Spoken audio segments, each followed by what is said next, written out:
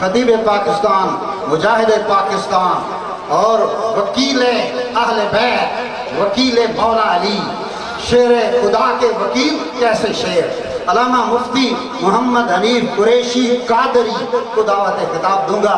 جناب آپ کے اشتہار میں قادری لکھا ہوا ہونا ضروری ہے، آئندہ آپ دیکھیں گے علامہ مفتی محمد حنیف قریشی قادری دعوت خطاب دے رہا ہوں۔ آپ سارے حضرات جہاں کھڑے ہیں کھڑے نظر نہ آئیں، بیٹھیں اور سکون سے خطاب سنیں، انشاءاللہ آپ کے روح کے اندر ایک نور پیدا ہوگا۔ علامہ مفتی محمد حنیف قریشی قادری سے۔ الحمدللہ الذي لم يزل عالما قديرا سميعا بصيرا الذي لا هيئة له ولا جهة له ولا كيفية له لا جزء عضو له ولا جسم جسيم له ولا قسم قسيم له لا يجري عليه زمان ولا يجري عليه مكان الذي بعث النبيين خصوصا سيد الأنبياء والصلاة والسلام على هادي صراط الحكمة والهدى سید الثقلین امام الحرمین جد الحسنین سید ولد آدم یوم القیامت محمد خیر الورى وعلى آلہ التقى والنقى الطاہرین المطہرین المطہرین وعلى أصحابه أولي الكرم والصدق والصفاء كثيرا كثيرا إلى يوم اللقاء أما بعد فأعوذ بالله السميع العليم من الشيطان الرجيم بسم الله الرحمن الرحيم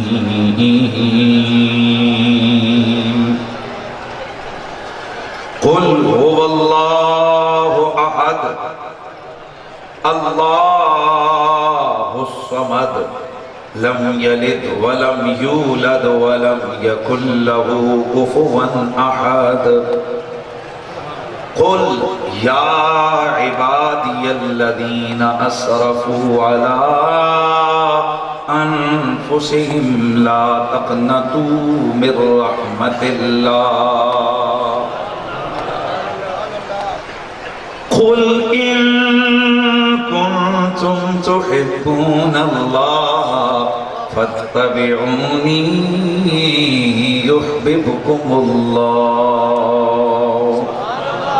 درود و سلام تمامی آباب بلند آواز سے الصلاة والسلام علیک یا سیدی یا رسول اللہ وعلا آلک و اصحابک یا سیدی یا حبیب اللہ گرامی المرتبت حاضرین و سامعین، آج کی یہ عظیم الشان تقریب سعید غوث سمدانی قطب ربانی شہباز لامکانی سیدنا و مرشدنا محبوب خدا و محبوب مصطفیٰ و محبوب مرتضیٰ حضرت پیر پیران میر میران شاہ جیلان حضور غوث اعظم سیدنا عبدالقادر جیلانی الحسنی والحسینی رضی اللہ تعالی عنہ کے عرس مبارک کے سلسلے میں انعقاد پذیر ہے۔ میرے سامنے اسٹیج پر آستانہ عالیہ منگانی شریف کے چشم و چراغ اور یہاں کے رہبر و رہنما تشریف فرما ہیں حضرت محترم قبلہ پیر سائیں مظہر حسین صاحب، حضرت قبلہ پیر سائیں مکرمی طاہر حسین قادری صاحب، حضرت محترم قبلہ پیر سائیں اختر حسین قادری صاحب، اور علماء کا ایک جمع غفیر ہے۔ آپ احباب بھی دور دراز سے یہاں آستانے کے اس سالانہ عرس کی تقریب میں شرکت کے لیے تشریف فرما ہیں۔ یقیناً یہ اعراس یہ ایک خاص مقصد کے تحت ان کا انعقاد کیا جاتا ہے۔ یہ عرس کی جو تقاریب ہوتی ہیں، ان کا یہ جو اجتماع ہوتا ہے، یہ بزرگان دین نے ایک مقصد کے تحت اس کو شروع کیا ہے۔ یہ نہیں ہے کہ فضول ہی آپ کو گھروں سے بلایا جاتا ہے اور بس یہاں لنگر کھلا کے واپس بھیج دیا جاتا ہے، نہیں۔ اصل میں صوفیاء کرام، صوفیاء اعظام کا ہمیشہ سے یہ طریق رہا ہے کہ ویسے تو ہر لمحہ ان کے پاس آنے والے لوگ دو چیزیں جو کامیابی کے لیے ضروری ہوتی ہیں، ان میں ایک حسن عقیدت یعنی اچھا عقیدہ ہوتا ہے، اور دوسرا اچھا عمل۔ یہ دو چیزیں ضروری ہوتی ہیں۔ اور جو صوفی کامل ہوتا ہے، جو وارث انبیاء ہوتے ہیں، جو صحیح معنوں میں اولیاء ہوتے ہیں، جو صحیح معنوں میں غوث الثقلین کی تعلیم کے وارث ہوتے ہیں، ان کی تعلیمات کو آگے نشر کرنے والے ناشر ہوتے ہیں، ان کا یہ مشن ہوتا ہے، جو مشن میرے آقائی میرے سیدی غوث اعظم رضی اللہ تعالیٰ عنہ کا تھا۔ آپ حضور غوث پاک کی کتابوں کو آپ پڑھیے، آپ حیران ہو جائیں گے۔ غوث پاک رضی اللہ تعالیٰ عنہ نے بڑے تمطرات کے ساتھ دو چیزوں پہ زور دیا ہے، اچھے عقیدے پہ اور اچھے عمل پہ۔ اور صحیح معنوں میں نائب غوث اعظم وہی آستانہ اور وہی پیر ہو سکتا ہے کہ جو صحیح معنوں میں غوث اعظم کی تعلیمات کو پھیلائے۔ تو آراس کی تقاریب میں، عرس کی محافل میں آپ کو اس لیے بلایا جاتا ہے تاکہ وہ جو سلسلہ حضور غوث الثقلین سے شروع ہوا ہے، یہ جو ان کے کرم کی نا برانچیں ہیں، یہ جو آستانے ہیں، یہ حضور غوث الثقلین کے جو فیضان ہیں نا، اس کی یہ فرنچائز ہیں۔ اور آپ کو پتہ ہے کہ جو کمپنی ہوتی ہے تو اس کا سودا اور اس کا جو چیز ہے وہ کہاں سے ملتی ہے؟ فرنچائز سے۔ تو یہ فرنچائز ہیں، اور اوریجنل فرنچائز وہ ہوتی ہے جو کاپی نہ کرے، دو نمبری نہ کرے، بلکہ ہر بندے کو پتہ ہوتا ہے۔ وہ کہتے ہیں یار 1 نمبر سیم لینی ہے، فرنچائز پہ چلے جاؤ، 1 نمبر موبائل لینا ہے، فرنچائز پہ چلے جاؤ، 1 نمبر اے سی لینا ہے، فرنچائز پہ چلے جاؤ، 1 نمبر کھانا لینا ہے، فرنچائز پہ چلے جاؤ، 1 نمبر کپڑا لینا ہے، فرنچائز پہ چلے جاؤ۔ تو اللہ کے بندو، ویسے تو یہاں ہزاروں ٹوپیاں اور پگڑیاں پہن کے پھرنے والے نظر آتے ہیں، لیکن یہ آستانے جنہیں ایک سرٹیفکیٹ ملا ہوتا ہے کہ یہ وہ فرنچائزیں ہیں، یا 2 نمبری نہیں، غوث اعظم کی اوریجنل تعلیمات تمہیں یہاں سے ملیں گی۔ وہ فرنچائز کہہ لیں، وہ مراکز کہہ لیں، وہ غوث الثقلین کی کرم نوازی کے مرکز کہہ لیں جہاں میرے غوث پاک کا فیض عام ہوتا ہے، وہ ہزاروں کی تعداد میں، اور ان میں سے ایک آستانہ عالیہ منگانی شریف بھی ہے۔ اور الحمدللہ العظیم یہاں آپ کی محفل کی یہ تہذیب محفل، آپ کا اٹھنا، آپ کا بیٹھنا، آپ کی گفتگو، آپ حضرات کا طرز مخاطب، انداز تخاطب، انداز تکلم، یہ سب اپنے مرشد کی تعلیمات کا عکاس اور مظہر ہے۔ یعنی آپ کا یہ انداز نشستن، انداز برخاستن، انداز تکلم، آپ کا انداز گفتار، یہ سب بتا رہا ہے ہاں یہاں آؤ جاؤ والا کام نہیں، یہاں صحیح معنوں میں سائیں تربیت کر کے بھیجتے تھے۔ انہی نشستوں میں سے ایک نشست کے حوالے سے مجھے مدعو کیا گیا۔ میرے لیے تھوڑا سا اس طرح کی محفل میں تقریر کرنا مشکل ہو جاتا ہے، چونکہ ہم خطیب لوگ ہیں عوامی، اور ہمیں سننے والوں کا ذوق چاہیے ہوتا ہے، ان کی طرف سے رسپانس، لیکن ظاہر ہے آپ کی ایک آداب اور تہذیب محفل ہے، اس کو نہ آپ کراس کر سکتے ہیں نہ میں کر سکتا ہوں، لیکن آپ یقیناً مجھے اندازہ ہو گیا کہ پیر صاحب کی طرف سے یا سائیوں کی طرف سے سبحان اللہ کہنے پہ کوئی پابندی نہیں ہے، ایسے یہ ہے کہ نہیں ہے؟ یقیناً ذرا میں گزارش کروں گا، اگر یہ چاند حضرات حضور اگر اجازت ہو تو یہ میری طرف مڑ جائیں، کیونکہ ذرا میں چاہوں گا کہ یہ جگہ اگر چونکہ میرے خطاب کے حوالے سے مجھے کسی سے ہم کلام ہونا ہے تو اس لیے، اور آپ کی بھی نشست مبارکہ دور ہے، تو میں چاہوں گا یہاں بھی 8 10 12 لوگ یہاں تشریف فرما ہو جائیں اس جگہ، تاکہ ہاں ٹھیک ہے راستہ وہ ہو گیا، یہ یہاں دے بس یہ تھوڑا سا راستہ چھوڑ دیں، اس طرف بھی آگے راستہ، تاکہ آنے جانے والے لوگ بس انتظامیہ کے روز راستہ چھوڑوا دیں، بس جزاک اللہ۔ اب گرامی المرتبت حاضرین، میں گزارش کروں گا کہ یہ محفل ہے غوث پاک کی، تو میں غوث پاک کی جد میں سے ایک بزرگ کی بات سے اپنی گفتگو کا آغاز نہ کروں؟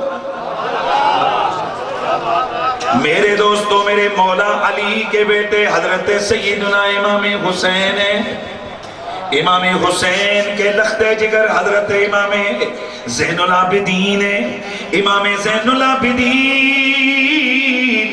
آپ فرماتے ہیں کہ اہل سنت و جماعت کی پہچان یہ ہے وہ کثرت سے رسول اللہ پر درود و سلام پڑھتے ہیں۔ اہل سنت و جماعت کی پہچان یہ ہے کہ وہ کثرت سے رسول اللہ پر درود و سلام پڑھتے ہیں۔ یار کوئی اور کہے صاحب نسبت ہو، ہمیں اس کی بات پہ بھی شک نہیں، تو حضرت امام زین العابدین، اور یہاں یہ بات ذہن میں رکھیں، امام زین العابدین یہ بیٹے ہیں امام حسین کے، اور یہ جتنے امام ہیں نا یہ آئمہ اہل بیت کہلاتے ہیں، اور آئمہ اہل بیت جنہیں ہم 12 امام کہتے ہیں۔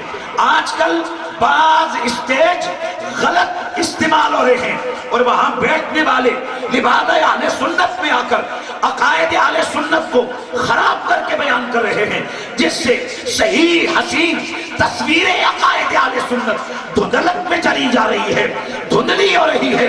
ضرورت ہے کہ ہم اس فریم کے آگے جو شیشے پہ پڑی ہوئی گرد ہے اس کو جھاڑتے رہیں، اور مجھے یہ کہا گیا کہ بس آستانے پہ آنے والے اسی گرد کو جھڑوانا ہے، جھڑوانے کے لیے آتے ہیں، تو میرا جملہ سنو۔ آج کئی محافل میں یہ لفظ آپ سنتے رہتے ہو، شیعوں کے 12 امام، کیا کہتے ہیں؟ بھائی بولو، یہی لفظ سنتی ہو نا؟ بولو، یہی لفظ سنتی ہو؟ شیعوں کے 12 امام۔ ارے بدبخت، یہ کیسا تو نے جناب بیزارگی کا لفظ بولا ہے؟ شیعوں کے 12 امام ہے یا سنیوں کے 12 امام ہیں؟ وہ بھی انہیں مانتے ہوں گے، ہمیں کسی مکتبہ فکر پہ کیچڑ اچھالنے کی کوئی ضرورت نہیں ہے، وہ بھی ان سے پیار کرتے ہوں گے۔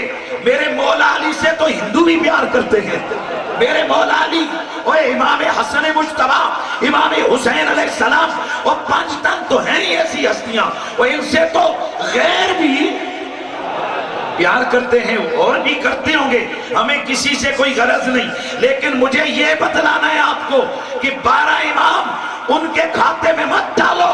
12 امام ہمارے ہیں، یہ ہیں کون؟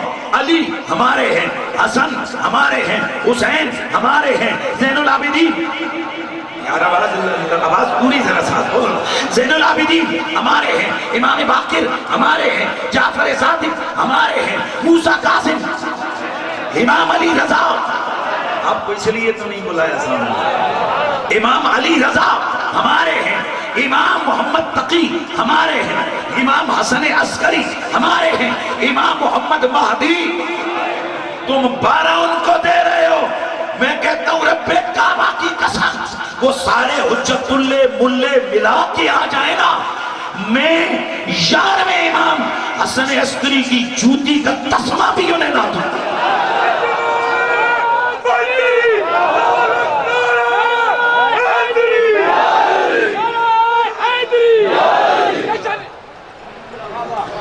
دوستان گرامی، یہ اگر ہم سے کوئی کہتا ہے کہ ہم 12 کے 12 امام امام انہیں اٹھا کر دے دیں. رب کعبہ کی قسم زین العابدین کی جوتی کا تم کتنے لاپرواہ ہو. تم نے 12 کے 12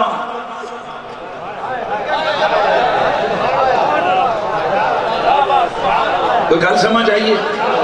تم نے 12 امام دے دیے.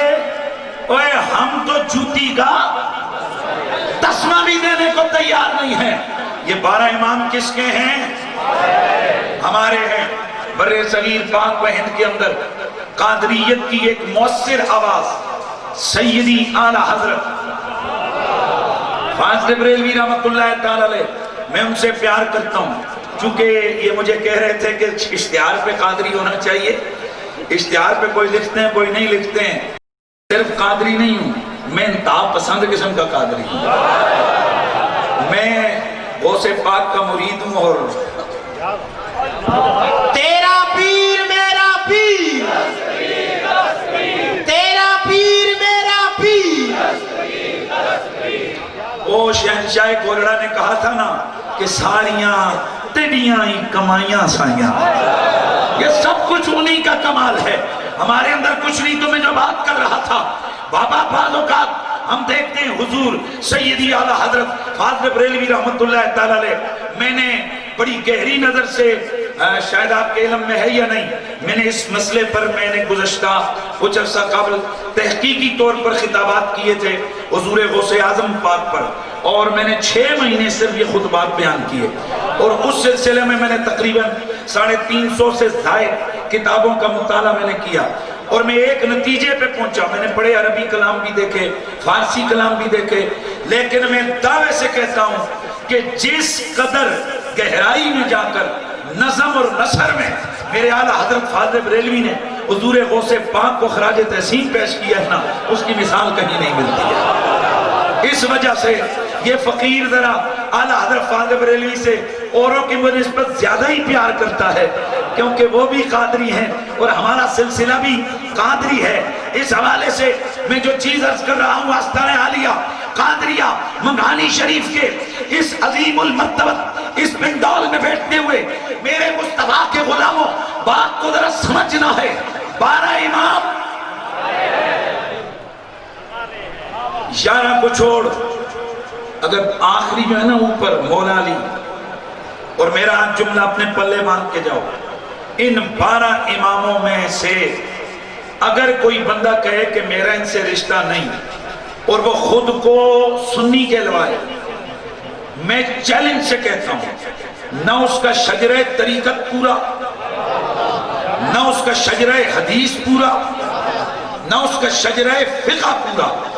میں پھر چیلنج سے کہتا ہوں کیوں کہ طریقت کے سلاسل کا بادشاہ مولا علی ہے.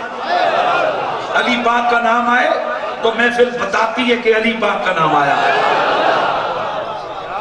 میں نے پھر لفظ میں کہہ رہا ہوں میرے اعلیٰ حضرت فاضل بریلوی رحمت اللہ تعالی علیہ آپ مطلع القمرین میں لکھتے ہیں کہ سب سروروں پہ سروری سب افسروں پہ افسری کس کی ہے؟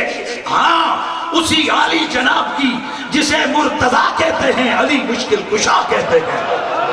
تمام سلاسل طریقت کا بادشاہ یار لفظ پورا کرنے پلیز یار.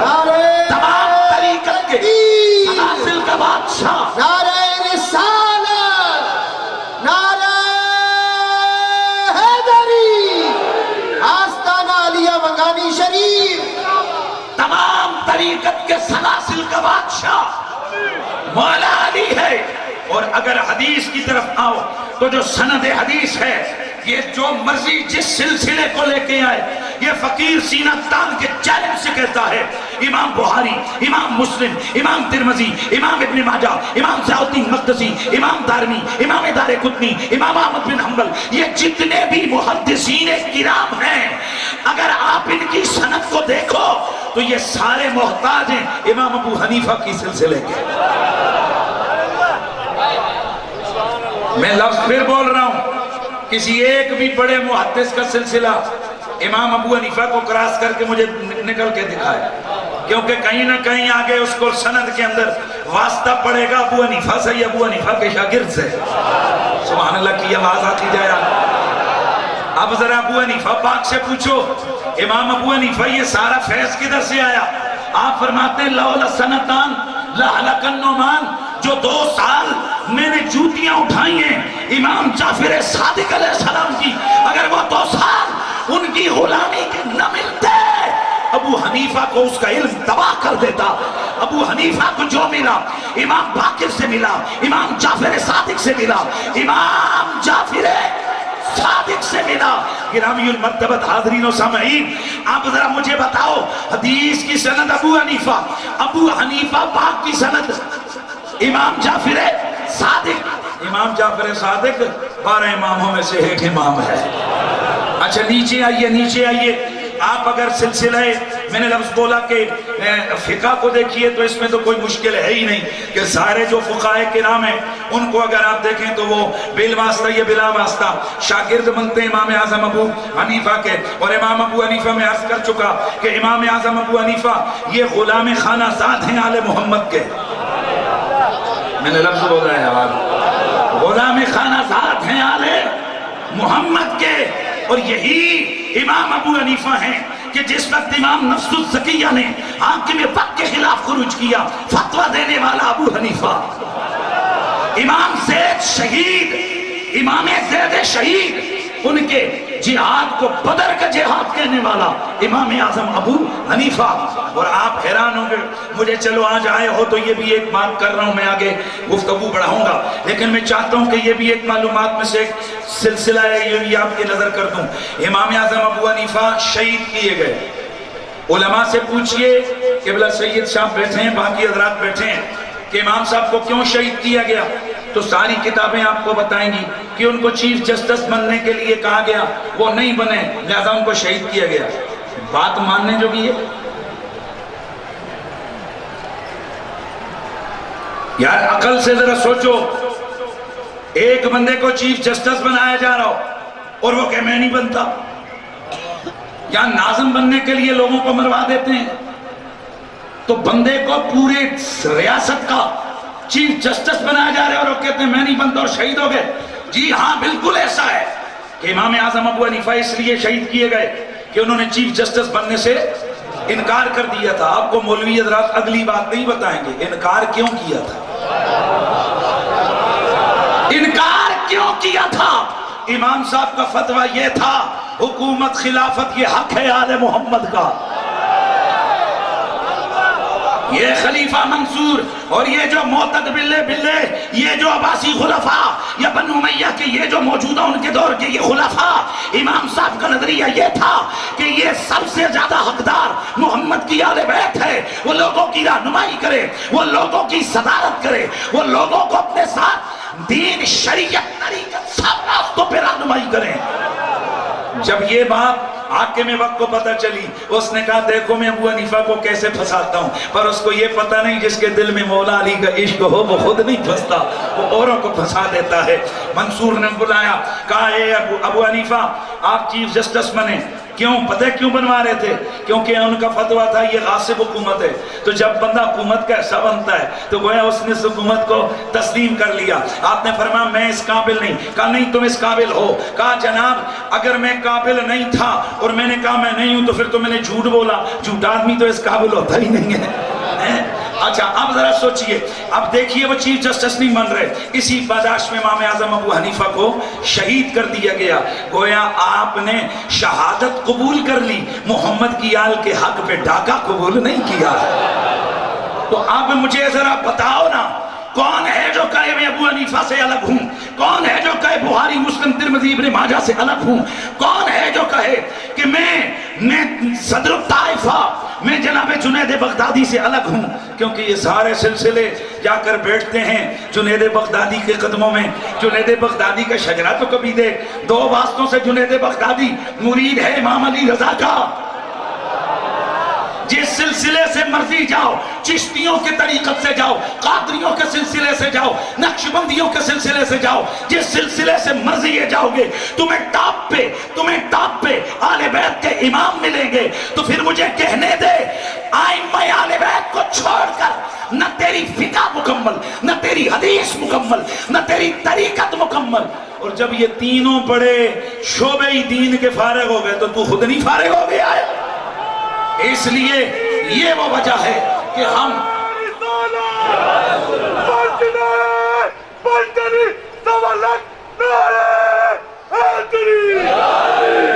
یہ وہ وجہ ہے کہ میں نے لفظ بولا تھا کہ میں ائمہ اہل بیت کی جوتی کا تسمہ بھی کسی کو نہ دوں، کیونکہ اگر ہم اوروں کے کھاتے میں ڈالیں گے تو خود کدھر جائیں گے. تو ائمہ اہل بیت میں سے حضرت امام زین العابدین نے فرمایا کہ جو سنی ہوتے ہیں وہ درود و سلام سے پہچانے جاتے ہیں. اب جو آپ میں سے اہل سنت ہے، یقیناً سارے اہل سنت بیٹھے ہو، ذرا بلند آواز سے پڑھ لو صلی اللہ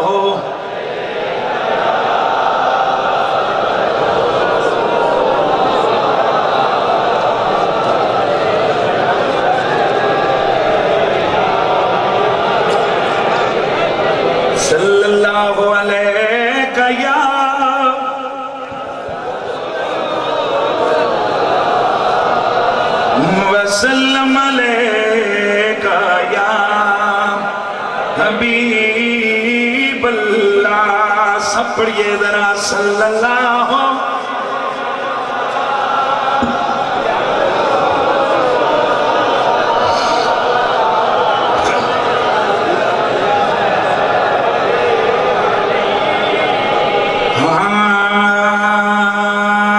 زلف دیکھی ہے کہ نظروں نے گٹا دیکھی ہے، لٹ گیا جس نے میرے آقا کی ادا دیکھی ہے، وہ لٹ گیا جس نے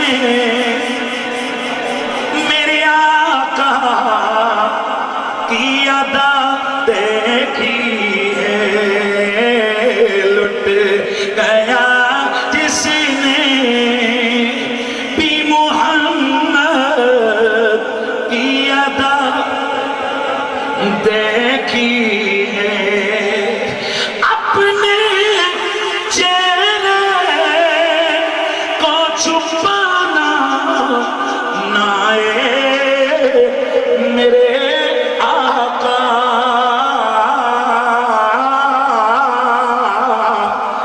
بعد مدت کے مریضوں نے شفا دیکھی ہے، وہ بعد مدت کے مریضوں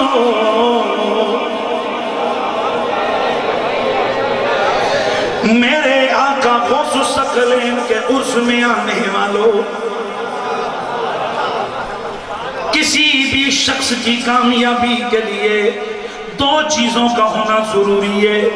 اس کا عقیدہ اچھا ہو، اس کا عمل پیارا ستھرا ہو. عقیدوں میں پہلا عقیدہ عقیدہ توحید ہے. عقیدہ توحید کیا ہے؟ اللہ کے سوا کوئی عبادت کے لائق نہیں، اللہ کے سوا کوئی سجدے کے لائق نہیں، اللہ کے سوا کوئی بھی ازلی ابدی نہیں. وہ قدیم ہے، وہ ازلی ہے. کچھ نہ تھا تو وہ تھا، کچھ نہ ہوگا وہ تب بھی ہوگا. اللہ کون ہے؟ وہ حی ہے، وہ قیوم ہے، وہ قدیر ہے، وہ سمیع ہے، وہ بصیر ہے. اور اللہ نے اپنی توحید کا پیغام عام کرنے کے لیے انسانوں میں سے کچھ ہستیاں چنی ہیں جنہیں نبی اور رسول کہتے ہیں. یار میں نے تقریر کرنی ہے اسی انداز سے، لیکن جو میرے سامنے والے آپ ذرا بازوق ہو جاؤ تھا. جنہیں نبی اور رسول کہتے ہیں. نبی کون ہوتا ہے؟ نبی نبوت کیا ہوتی ہے؟ نبی کون ہوتا ہے؟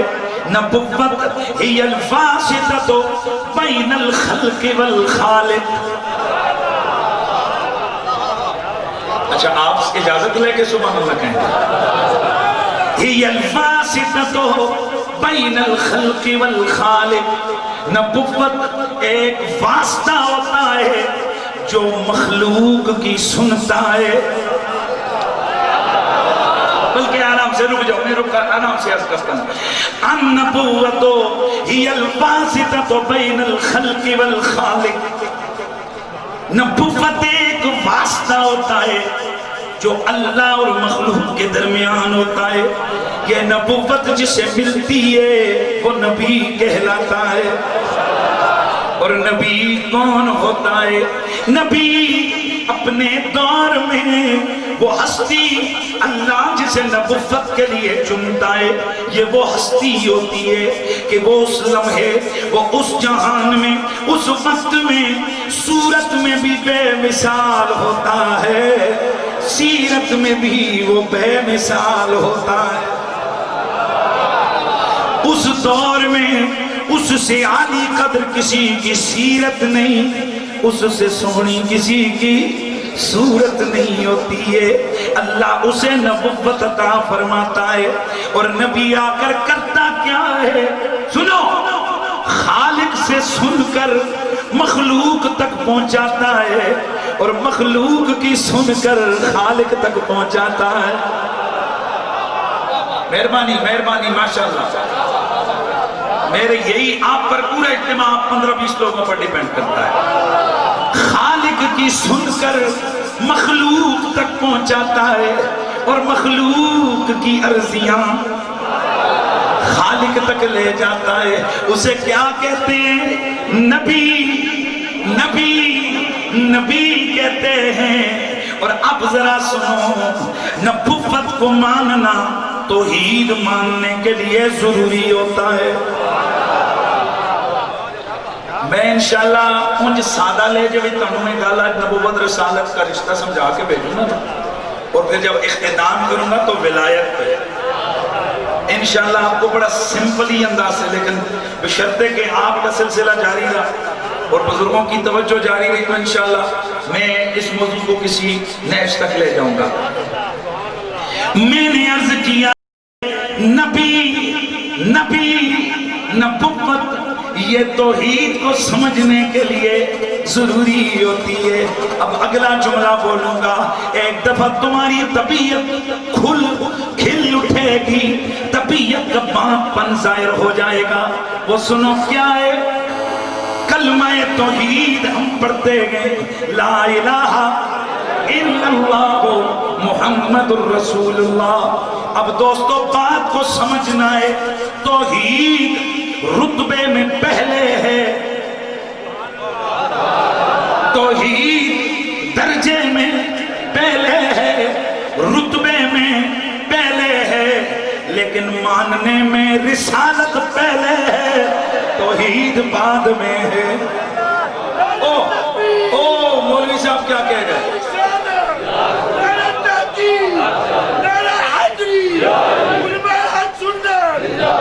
نہیں سمجھ آئی؟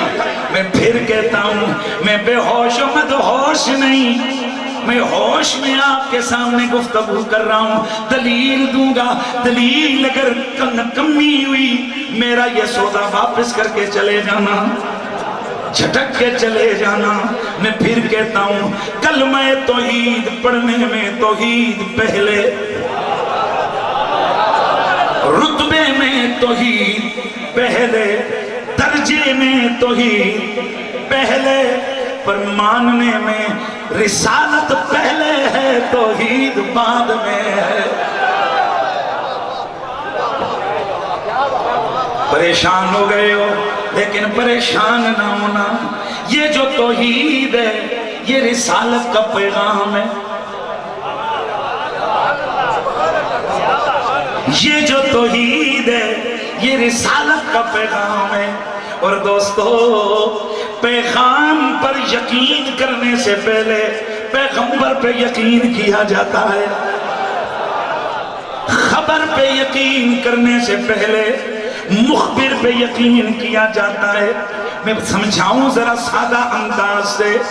ایک جلال ورنہ کلا باہر سے دوڑتا ہوا آیا، آ کر کہتا ہے او لوگوں باہر جھگڑا ہو گیا، 50 بندے مارے گئے، آپ نے سب سے پہلے اس کی باڈی کو دیکھنا ہے،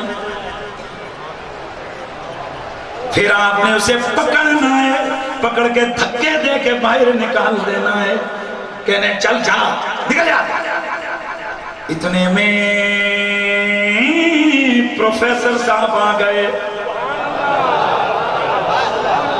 انہوں نے آ کر کہا جناب میں خبر دیتا ہوں باہر جھگڑا ہوا ہے اور اس میں اتنے بندے مارے گئے، آپ سارے دوڑ پڑے، کوئی میرا قریبی تو نہیں ہے، کوئی میرے خاندان والا تو نہیں ہے۔ اب میں سوال پوچھتا ہوں، لفظ تو وہی ہے جو اس جھلے کملے نے بولے، لفظ وہی ہے جو یہ بول رہے ہیں وہی اس نے بولے، اس کے کہنے پہ اثر کیوں نہ ہوا، ان کے کہنے پہ اثر کیوں ہوا؟ تو سمپل سے جواب ہے، سادہ سا جواب ہے، بات سمجھنے سے پہلے بات کرنے والے کو سچا ماننا پڑتا ہے، خبر پہ یقین رکھنے سے پہلے مخبر کو ماننا پڑتا ہے۔ تو ان کی بات اس لیے مؤثر ہو گئی، ہم نے بات بعد میں سنی، ان کی ذات پہ پہلے یقین کیا، یہ سچے گئے، عالم ہیں، پڑھے لکھے گئے، جھوٹ نہیں بولتے، پھر ان کی بات مانی۔ تو پھر سنو، یہ جو توحید ہے، لا الہ الا اللہ، یہ رسالت کی خبر ہے، یہ رسالت کا پیغام ہے، اس لیے توحید بعد میں مانی جاتی ہے، رسول کو پہلے مانا جاتا ہے۔ تو گل سمجھ آئی؟ پہلے نبی کو سچا مانتے ہیں، پہلے نبی کو سچا مانتے ہیں، پھر نبی کی بات پہ یقین ہوتا ہے۔ تو اب توحید رتبے اور درجے میں پہلے، لیکن ماننے میں نبی پہلے، پیغام توحید بعد میں۔ دوستان عزیز، جب یہ بات آپ کو سمجھ جا گئی تو اب سنیے، وہ جو خالق کائنات ہے، وہ جو مالک کائنات ہے، اس نے قرآن میں جہاں اپنی توحید کو بیان کیا ہے، وہ سورت جسے سورت التوحید کا نام دیا گیا ہے، وہ سورت جسے سورت التوحید کا نام دیا گیا ہے، اس سورت میں میرا رب فرماتے ہیں قل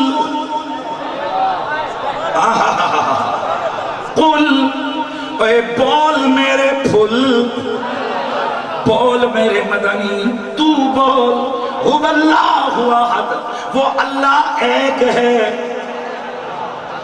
یا اللہ نبی سے کیوں بلواتا ہے؟ خود کہنا میں اللہ ایک ہوں، یہ کیوں کہلواتا ہے؟ قل، تو بول میرے حبیب، وہ اللہ ایک ہے، تو بول، تو بول، تو بول، تو بول۔ میرے رب نے نبی سے اس لیے کہلوایا، کیوں کہ رب قدیر کی چاہت یہ ہے کہ میرے توحید کا پیغام بھی اگر جاری و ساری ہو، بیچ میں واسطہ محمد کی ذات کا ہو۔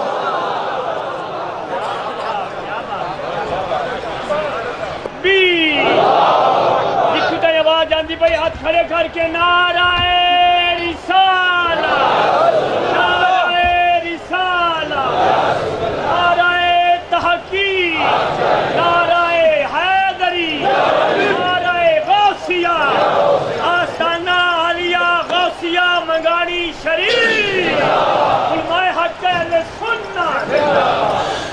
قل، تو بول میرے حبیب۔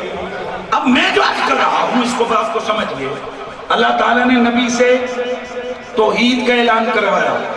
اچھا اب میں تھوڑا سا آپ کو آگے لے کے چلوں، توحید کے بعد، کلمہ توحید کے بعد اگلا درجہ کس کا ہے؟ نماز کا، بولیے نماز کا، نماز کے بعد زکوٰۃ کا، زکوٰۃ کے بعد روزے کا، روزے کے بعد حج کا۔ اب آئیے، توحید میں اللہ تعالیٰ نے بیچ میں نبی کو رکھا۔ اب نماز کا قرآن مجید میں کتنی جگہ حکم ہوا؟ سینکڑوں مقامات پر جلدی جلدی بولتے جائیے، سینکڑوں مقامات پر ہوا۔ آپ میں سے کوئی بندہ یہ بتا سکتا ہے کہ قرآن مجید کے فلانے سپارے کے اندر نماز پڑھنے کا طریقہ بتایا گیا؟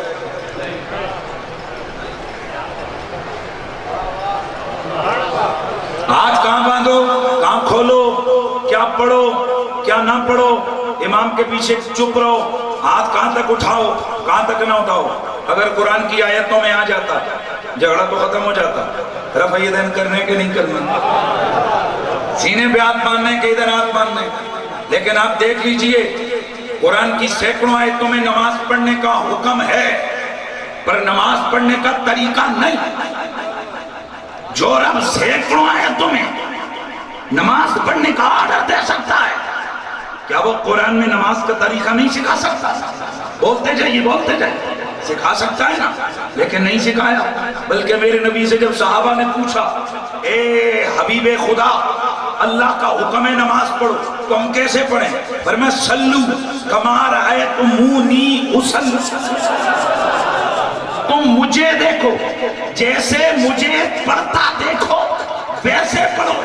اے اللہ، نماز تیری، عبادت تیری، بیچ میں نبی کو رکھ دیا کہ نبی جیسے پڑھے ویسے پڑھو۔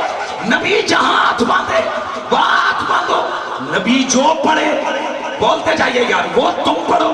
نبی جہاں ہاتھ چھوڑے وہاں ہاتھ چھوڑو، نبی جہاں ہاتھ اٹھائے وہاں ہاتھ اٹھاؤ، نبی جتنے پاؤں کھولے اتنے پاؤں کھولو۔ اگلا جملہ سنو، نبی جس وقت پڑھے اس وقت پڑھو۔ وجہ کیا ہے؟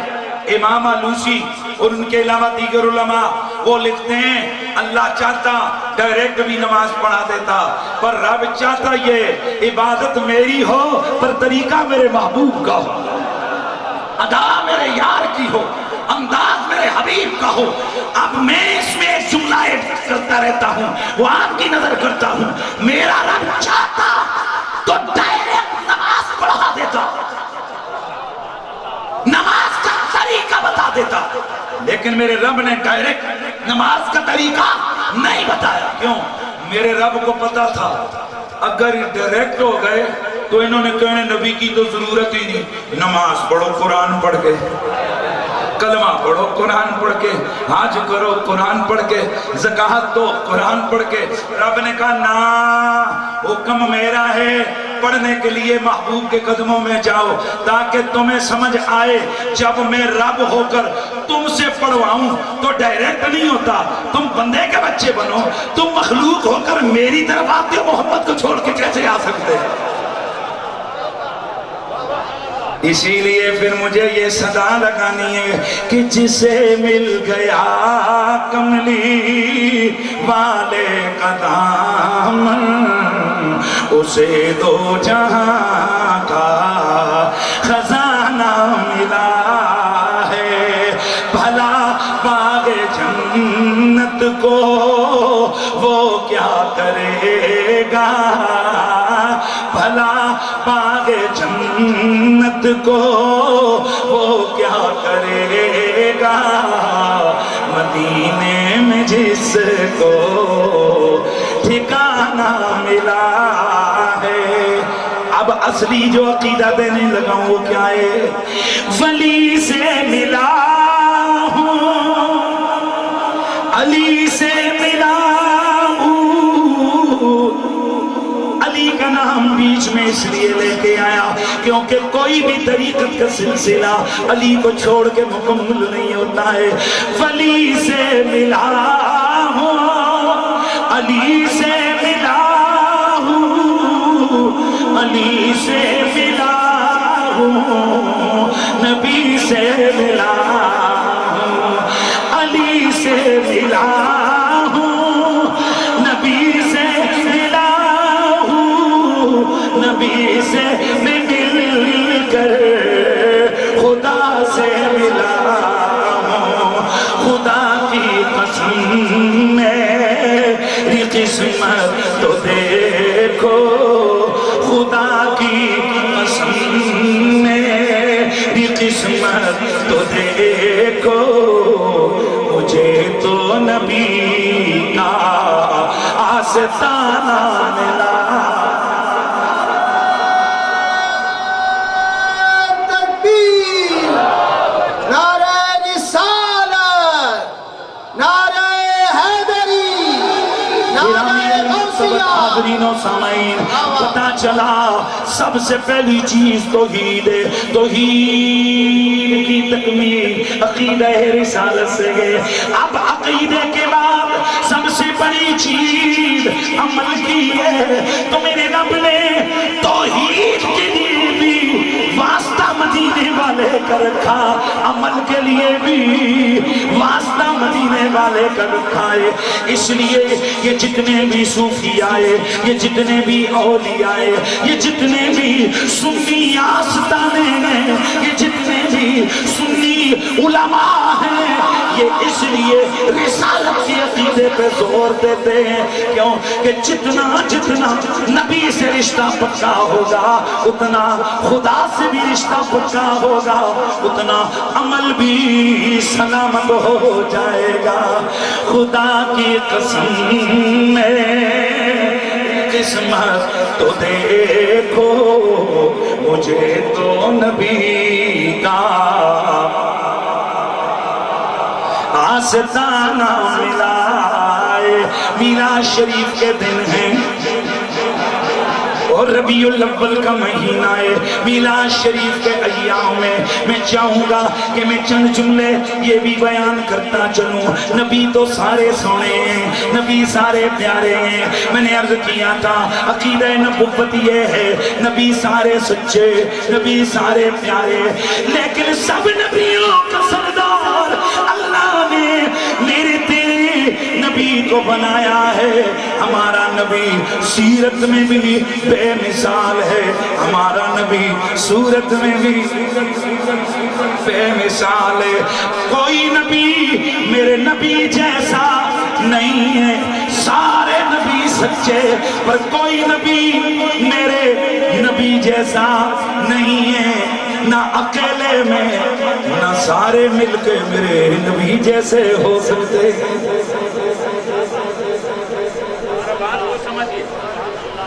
بات کو ذرا سمجھیے،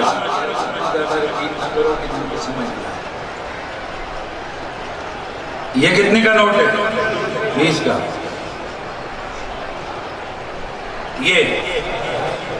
یہ بڑا ہے، یہ پکا بڑا ہے، یہ بڑا ہے، یہ بڑا ہے 20 والا۔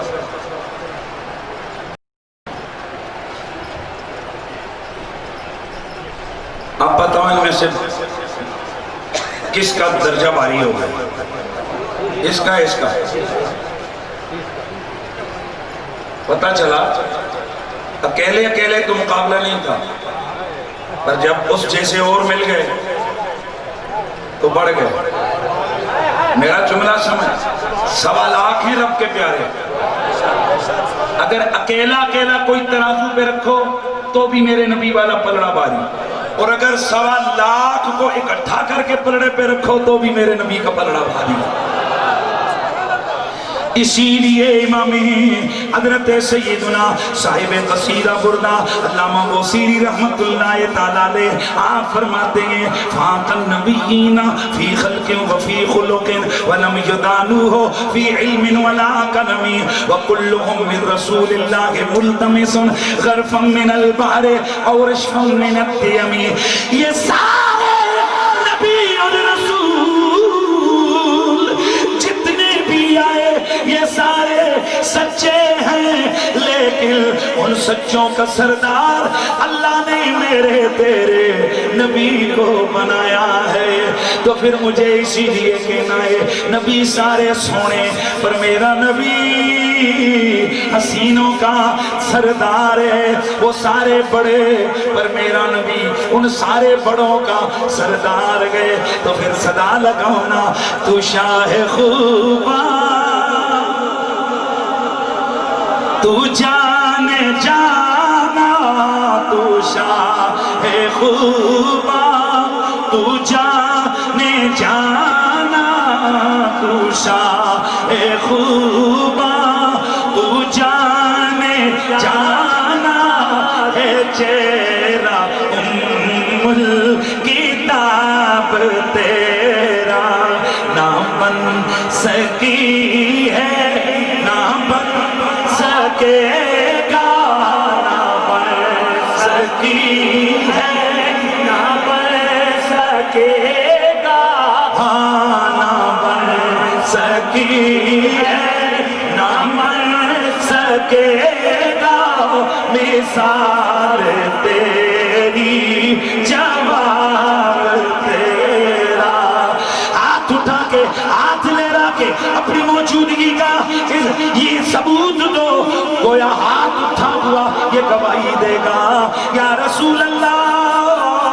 جب آپ کی عظمت کو سلام کیا جا رہا تھا، آپ کو بے مثل و بے مثال کہا جا رہا تھا، ان میں ہم بھی شامل و شریک تھے۔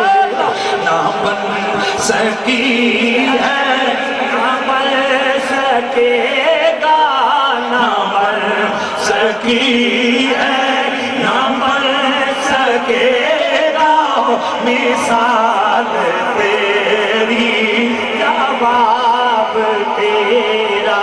تو سب سے اول تو سبھی سے آخر، ملا ہے حسن دوام تجھ کو، اے عمر لاکھوں برس کی تیری آقا ہے، عمر لاکھوں برس کی تیری بننا ہے، عمر لاکھوں برس کی تیری، مگر ہے تازہ شباب تیرا۔ میرا نبی سیرت میں بھی بے مثال ہے، میرا نبی صورت میں بھی بے مثال ہے۔ آستانے پہ آنے والوں یاد رکھو، سب سے بڑی قوت، سب سے بڑی دولت محبت کی دولت ہے۔ اچھا میں چاہوں تو میں اسی بحر میں چلا جاتا، لیکن میرا مقصود یہ نہیں ہے کہ بس میں صرف جو ہے نا وہ جو ہے نا ایک مجمع کو گرماؤں، میں چاہتا ہوں ایک میسیج اور پیغام دے کے آگے۔ بہت بڑی بات کرنے لگا ہوں۔ اللہ نے کائنات میں جتنے رتبے بنائے ہیں، ان سب رتبوں میں سے سب سے بڑا رتبہ درجہ احبیت ہے۔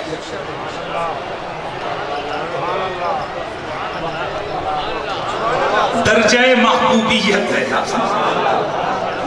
یعنی اللہ جس سے سب سے زیادہ پیار کرے وہ سب سے بڑا۔ یا سبحان اللہ کی آواز۔ اللہ نبیوں میں سے جس سے سب سے زیادہ پیار کرے وہ نبیوں میں سب سے بڑا، اور اللہ ولیوں میں سے جس کے ساتھ سب سے زیادہ پیار کرے وہ ولیوں میں سب سے بڑا۔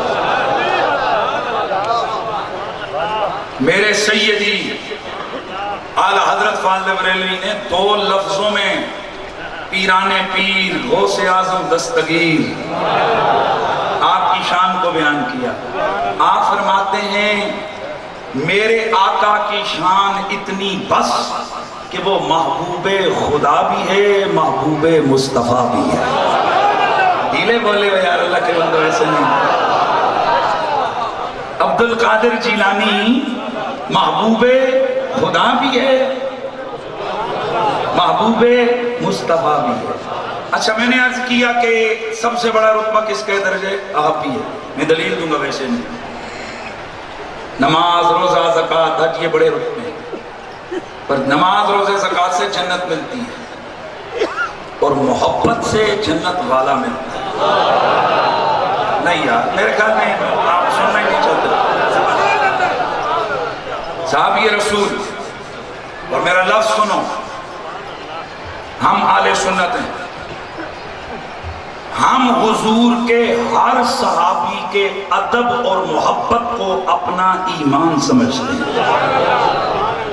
اور ہمارا یہ بھی عقیدہ ہے کہ جسے رسول کا صحابی بنایا گیا وہ اللہ نے چن کے بنایا، کیونکہ میرے نبی نے فرمایا اللہ نے ان اللہ اختارنی وَاخْتَارَ لِي أَصْحَابِي، اللہ نے اپنے لیے مجھے چنا اور میرے لیے میرے صحابہ کو چنا۔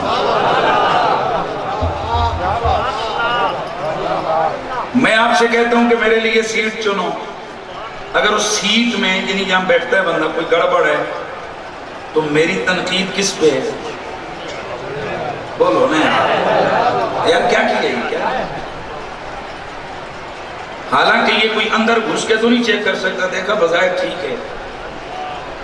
اب جتنا کوئی زیادہ علم والا ہوگا اتنا چنگا چنے گا، تو کائنات میں علیموں میں ذات صدور تو اللہ ہے۔ اب خود ہی بتا، جس رب نے مصطفیٰ کو چنا اسی رب نے مصطفیٰ کے لیے ان کے صحابہ کو چنا۔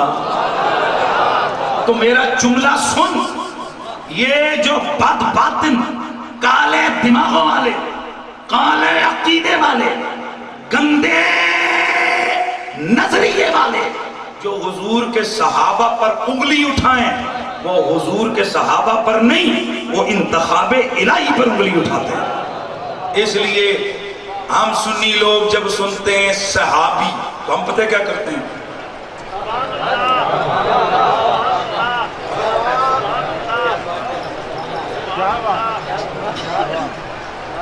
جو سنی ہوگا وہ صحابہ کا ادب کرے گا، اور جو صحابہ کا ادب نہ کرے وہ سنی نہیں ہو سکتا۔ اونچا بولیے، ذرا اونچا بولیے۔ وہ کسی اور کیٹیگری سے ہوگا، اس کا سنیے سے کوئی تعلق۔ اس لیے ہم یہ بات مانتے ہیں کہ حضور کے صحابہ جنتی ہیں۔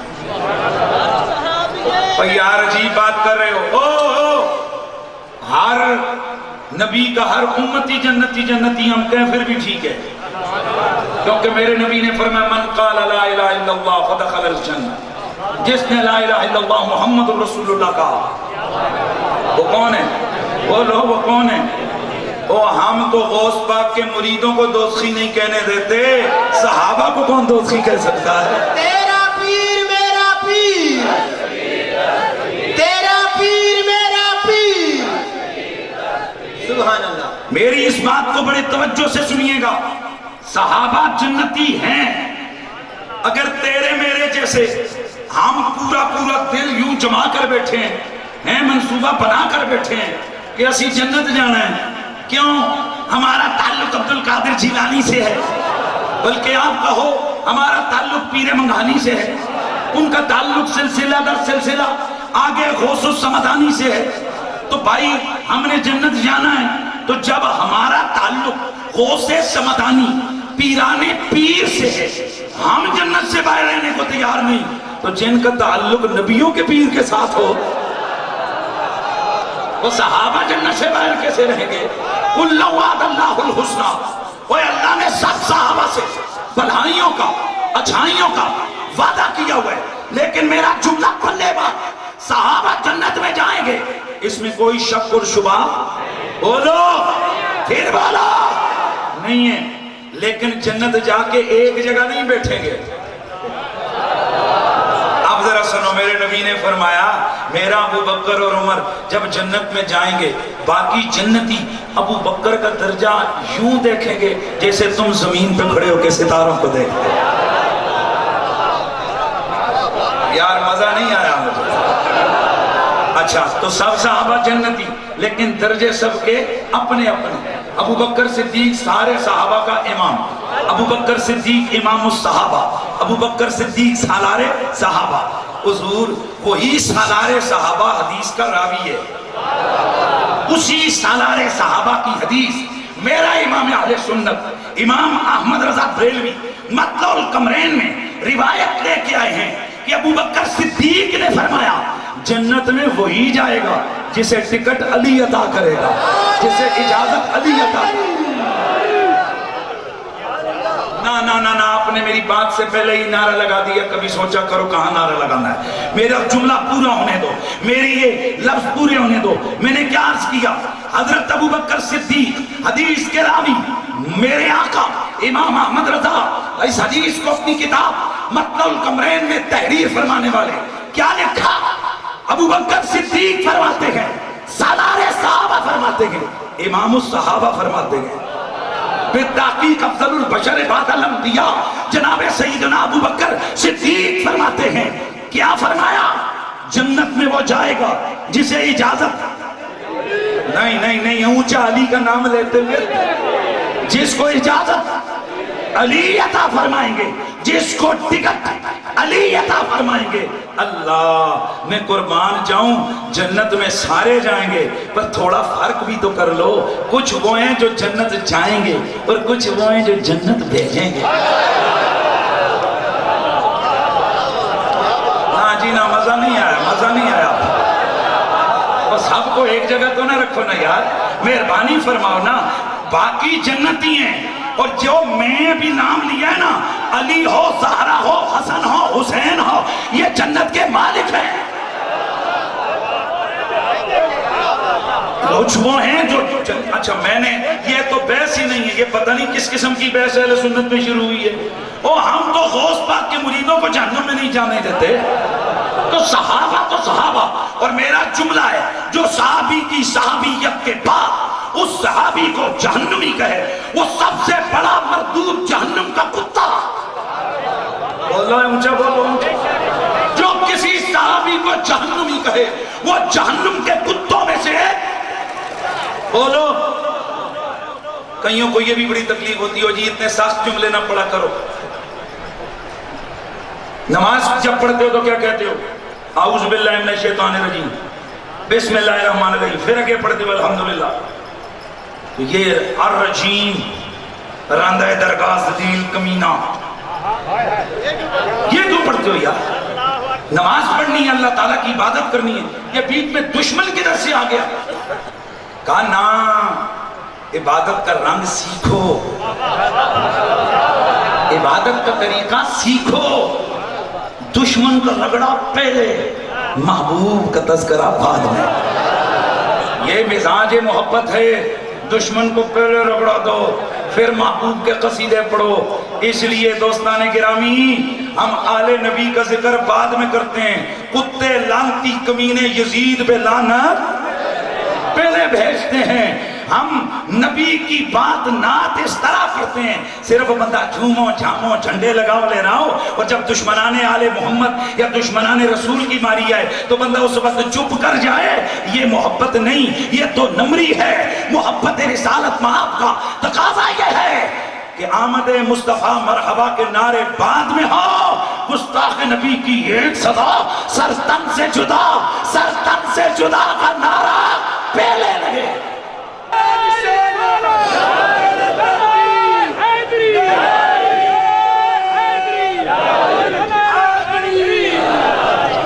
اب میرا جملہ اپنے پلے باندھو، میری بات کو ذرا سمجھو، میری بات کو سنو۔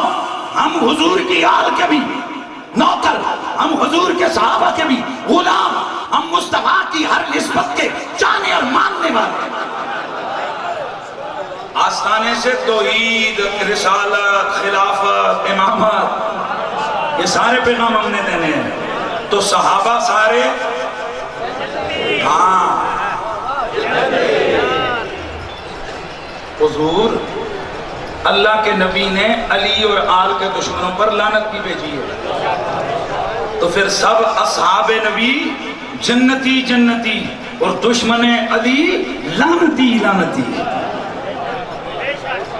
دشمن علی، دشمن زہرا، دشمن حسن، دشمن حسین، دشمن آل بیت، دشمن صحابہ، لانتی ہے۔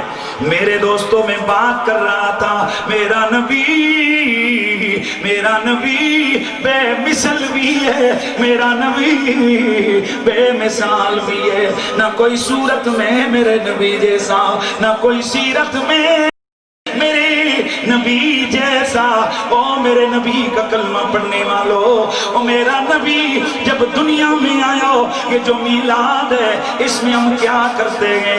اللہ کے نبی سید کونین کی سیرت کی بات، صورت کی بات، ختم نبوت کی بات، ان کی ولادت کی بات، ان کی بعثت کی بات، ان کی عینین کی بات، ان کے شفتین کی بات، ان کے یدین کی بات، ان کے رجلین کی بات، ان کے حسنین کی بات، ان کے جمال کی بات، ان کے صدیق کی بات، ان کے بلال کی بات، ان کے سینے کی بات، پسینے کی بات، ان کے مدینے کی بات، بس بات رسول اللہ کی ہوتی ہے، وہ میلاد ہو جاتا ہے۔ تو میرے دوستو، میرے نبی کے حسن و جمال کو اگر تم نے سمجھنا ہے تو میرا نبی صورت میں بھی بے مثال، میرا نبی سیرت میں بھی بے مثال ہے۔ تو میرے نبی کی پیاری امی سیدہ آمنہ فرماتی ہیں، اور جب 12ویں رات آئی، لیلۃ القدر، لیلۃ المیلاد کی بات ہو رہی ہے، اور محدث دلوی فرماتے ہیں کہ یہ جو شب میلاد ہے یہ لیلۃ القدر سے بھی افضل و اعلیٰ رات ہے۔ اس لیے کہ لیلۃ القدر میں قرآن نازل ہوا ہے، اور لیلۃ المیلاد میں قرآن والا نبی عطا کیا گیا ہے۔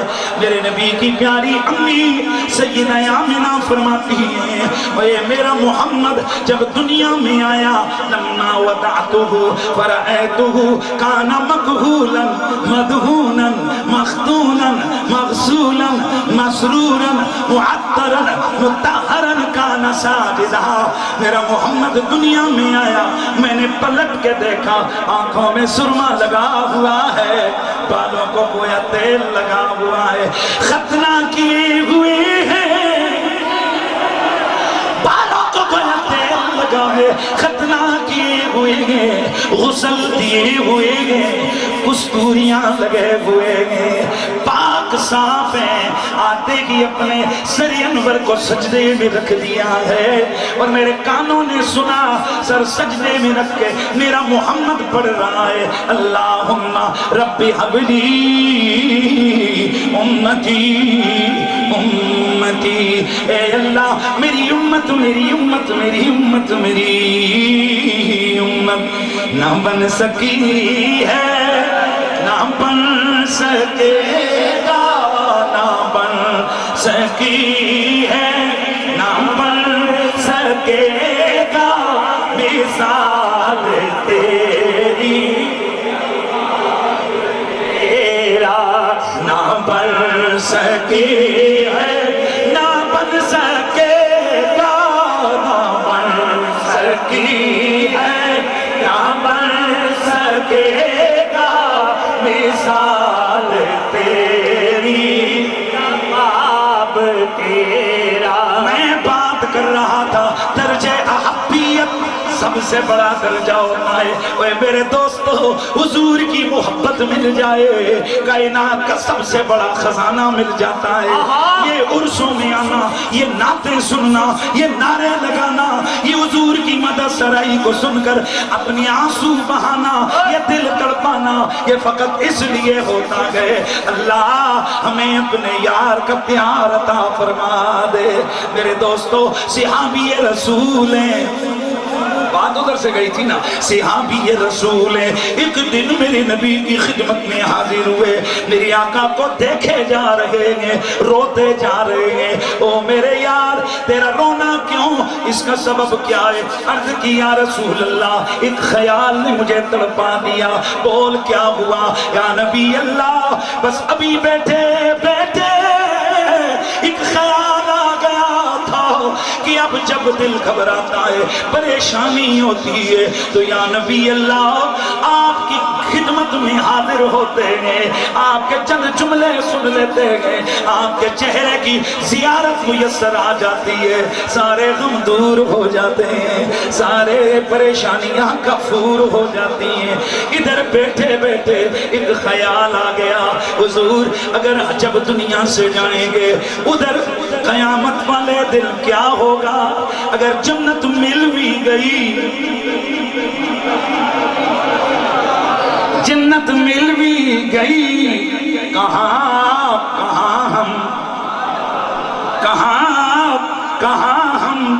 ہم ادھر آپ کو کہاں ڈھونڈیں گے، آپ کو ادھر کیسے دیکھ پائیں گے؟ بس اس بچھوڑے کے خیال نے مجھے تڑپا دیا ہے۔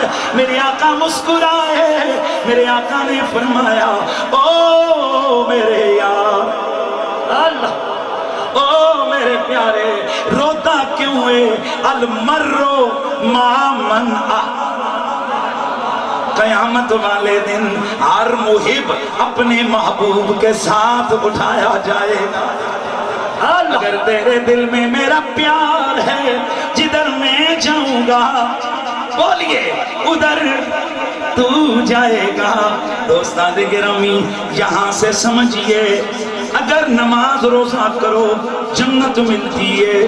اوے عشق نبی دل میں رکھو تو جنت کا مالک مل جاتا ہے.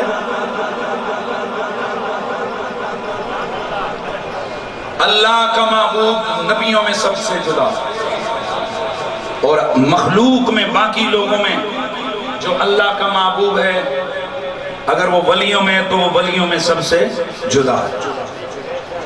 اب میں اس بندے کا نام نہ لوں جس پہ صحیح حدیث موجود ہے, اس کا نام مولا علی ہے. سبحان اللہ, علی پاک کا نام آئے تو ذرا دھڑلے سے بولو.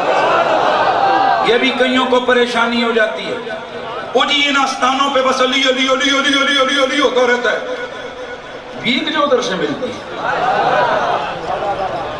میں قادری ہوں, میں تو اپنے پیر کا ذکر کروں گا اکثر. یہاں کئی آستانوں کے ماننے والے ہو, تم کس کا ذکر کرو گے؟ اپنے آستانے کا کرو. یا ماشاءاللہ امامے والے دوست بیٹھے ہیں, سوال ہی نہیں پیدا ہوتا کہ اپنے مرشد کو چھوڑ دیں, اپنے استاد اپنے امیر کو چھوڑ دیں. امامہ وہ باندھیں گے جو انہوں نے باندھا, بات وہ کریں گے جو انہوں نے کی ہے. کیوں جی ہمارا پیر ہے. تو بات سمجھ آ رہی ہے؟ تو جب آپ کو مجھے ہم سب کو اپنا پیر چنگا لگتا ہے تو ولیوں کو اپنا پیر چنگا نہیں لگتا. اولیاء کے آستانے پہ علی علی کیوں ہوتا ہے؟ شاہ عبدالعزیز محدث دہلوی آپ اس کی ریزن لکھتے ہیں, آپ فرماتے ہیں وجہ یہ ہے کہ سلاسل طریقت پہ جو رنگ چڑھا ہے یہ رنگ مولا علی کی طرف سے ہے. اور میرے اعلیٰ حضرت فاضل بریلوی مطلع القمرین کے اندر اور اس کے علاوہ فتاوی رضویہ شریف کے اندر میری کتاب آپ پڑھ لیں, اس میں یہ سارے والے میں نے اکٹھے کیے ہوئے ہیں. ان تمام جو کتابوں میں مولا علی کی شان اعلیٰ حضرت نے بیان کی ہے وہ میں نے ان کو اکٹھا کر دیا. تو میرے اعلیٰ حضرت فرماتے ہیں کہ ہر ولی کو مہر کون لگاتا ہے؟ مجیر معظم کے اندر وہ فرماتے ہیں اللہ کی طرف سے فیض قلب محمد پہ اترتا ہے. بہت بڑی بات آ رہی ہے. اللہ کی طرف سے فیض قلب محمد پہ اترتا ہے, قلب محمد سے فیض قلب مرتضیٰ پہ اترتا ہے, قلب مرتضیٰ سے وہ فیض قلب غوث الورا پہ اترتا ہے. یار دیکھیے مجیر معظم کو اٹھا کے پڑھیے, فرماتے ہیں اللہ نے جو کرم کرنا ہے نبی کے سینے پہ امت کا حصہ ڈالتا ہے.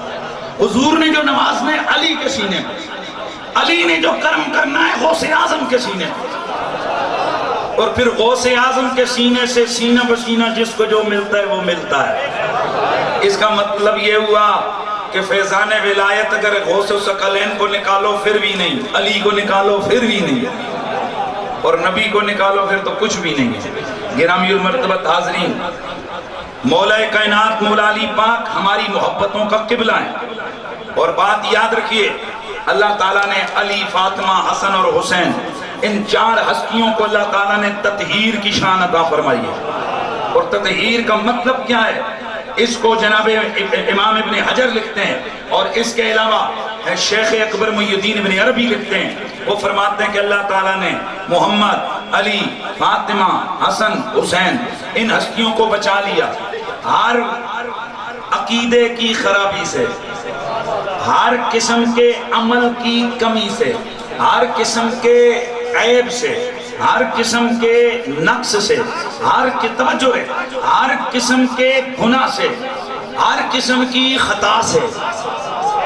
نا ایسے نہیں, ذرا مجھے بولو سبحان اللہ کی آواز ہے. ہر قسم کے عیب سے, ہر قسم کے گناہ سے, ہر قسم کی خطا سے پتہ چلا جن پر تطہیر کی چادر ڈلی ہے محمد, علی, فاطمہ, حسن, حسین, یہ وہ شان والی ہستیاں ہیں, ان سے خطائیں نہیں ہوتی. ذرا آواز آؤ سبحان اللہ کی. آخری بات ہے, یہ آخری جملہ ہے, اس کو پلے باندھو اور میری تقریر مکمل ہو گئی. پھر ذرا بولو محمد, علی، فاطمہ، حسن، حسین، انہیں تطہیر کا انعام ملا ہے۔ ان سے خطائیں، اچھیاں بولو، ان سے خطائیں نہیں ہوتی، نہیں ہوتی۔ ضروری ان کے کھاتے میں خطائیں ڈالنی ہیں؟ خطا مارو، خطا کے پتلو، خطا کے بندو، خطا کے ملمنٹو، ضروری تم نے ان کو خطا پہ ڈالنا ہے؟ داتا صاحب رحمت اللہ تعالیٰ علیہ، تقریر میری مکمل۔ یہ نعرے تم نے سنے نا کہ داتا صاحب دی زالاریاں بٹھا کے گاؤں میں شاہ لاون والے ہو تے ہونا سی کہنے ہاں داتا صاحب دیاں سواریاں واہ کے مرید کے لاون والے ہو۔ یہ جنہاں نو سمجھ آگے نہیں مارے۔ داتا صاحب کشف المجہوب میں لکھتے ہیں امام ابو حنیفہ فنا تھے رسول اللہ کی ذات میں، لہذا ابو حنیفہ سے خطا ہونا ممکن نہیں۔ کون لکھنا ہے؟ اوچیاں بولو، او بادشاہ لاہوری، سرکار داتا ولی، گنج بخش فیض عالم، مظہر ذات خدا، مظہر نور خدا، کامل آرا پیر کامل۔ یہاں کے سارا بھئی مکمل ہو گئی میری بات۔ کیا لکھتے ہیں؟ چونکہ امام ابو حنیفہ فنا تھے ذات رسول میں، لہذا ان سے خطا ممکن ہی نہیں۔ اور میں صدقے جاؤں جو پیدا کہیں ہوا پلا پڑا کہیں، پھر رب نے توفیق دی، دل میں آیا عشق، عشق نے تڑپایا، لمحہ لمحہ گھڑی گھڑی محبوب کی ذات میں فنا کے درجے پہ گیا، اس سے تو خطا ممکن نہیں۔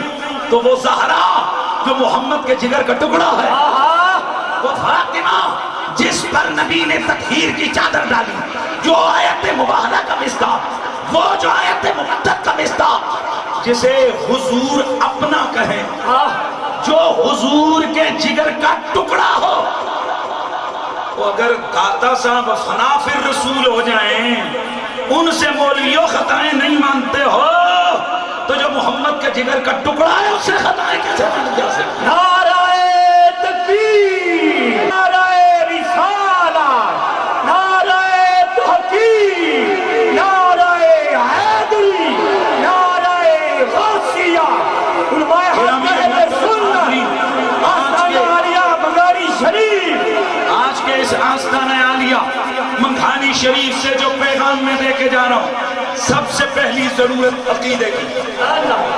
اونچا بولیے، کس کی ضرورت ہے؟ عقیدے کی۔ عقیدہ یہ جو نیا نیا آج کل آ رہے ہیں نا، بنڈلوں شڈلوں میں پیک ہو کے، موبائلوں شبائلوں میں پیک ہو کے، ہمیں میرے استاد گرامی آقائی مرشدی قبلہ پیر سید حسین الدین شاہ صاحب آپ فرمایا کرتے ہیں، بیٹا ہر چیز نئی اچھی ہے پر عقیدہ پرانا ہی اچھا ہے۔ عقیدے نئے نئی عقیدے پرانے ہی اچھے ہیں، جو ہمارے بزرگوں کے عقیدے تھے۔ عقیدہ ستھرا، عقیدہ غوث اعظم والا، عقیدہ داتا ولی والا، عقیدہ ہر ولی والا، عقیدہ صاحب مزار والا، عقیدہ پیر صاحب والا۔ زیادہ یہ جڑے لنڈے مرید ہو نا، لنڈے، یہ ان ٹائم نہیں میں دسائیں لنڈا مرید کے رہوں۔ یہ لنڈا مرید ہو آندے جڑا ہر جائی چرنا بہ جاوے۔ یہ لنڈے داندہ لی گل سنی نے، یہ لنڈے مرید نہ پڑھو کہ دول روٹیاں جتھے لبن دے عقیدہ اتھے ٹھوکی بن جائے۔ محبوب الہی کے دربار میں ایک بندہ آیا، کہنے لگا جناب دل دی بتی جلدی نہیں۔ توجہ ہے، دل دی بتی اور پھر کہنے لگا سائیں ادھر کھیت بھی تو ادھر بھی تو باغ جگاؤ نا۔ ولی اللہ بڑے ٹائم پہ لگاتے ہیں۔ ایک دن وہ ساتھ جا رہے تھے تو اس طرح جس طرح کے کھیت نہیں ہیں، آپ کھیتوں سے گزرے، حضرت نے جناب اپنی طرف سے گندم پکڑی تھی، فرمایا چل ہے بیج نہ سمجھتے ہو، اے کنک سٹ، یعنی انہیں ہاتھ چھوڑ لیا، کہ لگا حضور کسے دی پٹی تے میں بھی جان پٹی سمجھ آپ کیا کہتے ہیں کسے دی زمین کسے دا کھیت کسے دی پٹی تے میں بھی جان آپ نے فرمایا یہی تیرے سوال کا جواب ہے کسی کی کھیتی میں ہم بھی بیج نہیں ڈالتے پہلے کھیت ہمارے حوالے کرو پھر ہم بیج ڈالیں بندگان خدا جب بیعت کرتے ہو تو اس کا مطلب یہی ہوتا ہے مرشد میں تیرے حوالے تو اگر مغانی شریف سے وابستہ ہو تو عقیدے جا کے مولویوں کے نیچے سے نہ ڈھونڈو جو عقیدہ آپ کو یہاں سے ملتا ہے اس عقیدے پہ چلو یہ روزانہ نت نئے مولویوں کے ڈرامے یہ لگے ہیں ہم بھی لگے رہیں گے یہاں جو ہم بات تو حضرت نے انکار نہیں کیا تو ہماری بات کی تائید کر رہے ہیں حضور میرے جو عقیدے کی بات کی آپ کی طرف سے تائید ہے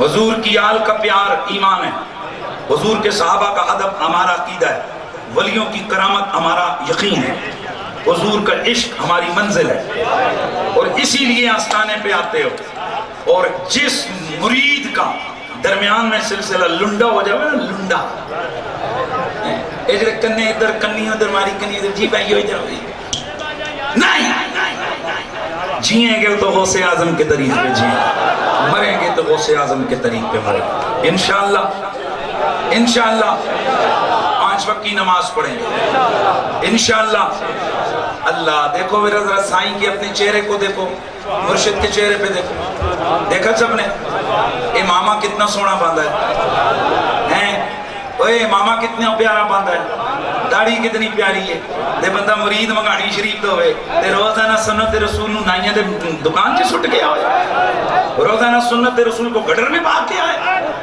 مرید سچا ہوئے جو اپنے مرشد کامل کے طریق پہ چلے مرشد کامل کی تربیت پہ چلے ان کو اداؤں کو اپنائے اور جو 2 نمبر پیروں ان کی تو بیعت کرنا ہی جائز نہیں ہے پیر کامل ہوتا ہی وہ ہے جو شریعت و طریقت کو جدا جدا نہ کرے بلکہ ان دونوں کو ساتھ رکھ کے مرید کو منزل مقصود تک پہنچا دے اللہ تعالیٰ 5 وقت کی نماز جلدی جلدی انشاءاللہ اور او بندے آج چاہو جڑے کہندے ہو سرکار سائیں دی داڑھی دے صدقے اے سونی پیاری داڑھی دی ویسو انشاءاللہ اسی اپنے چہرے تے داڑھیاں سجاواں گے او بسم اللہ بسم اللہ بسم اللہ یہ لوٹا کمپنی سے کہو نا تم 40 دنوں کے چلے میں اتنا نہیں کر سکتے جتنا سائیوں کے 1 دن کے عرس میں معاملہ ہو جاتا اللہ تعالیٰ آپ سب کو سلامت رکھے وآخر دعوانا الحمدللہ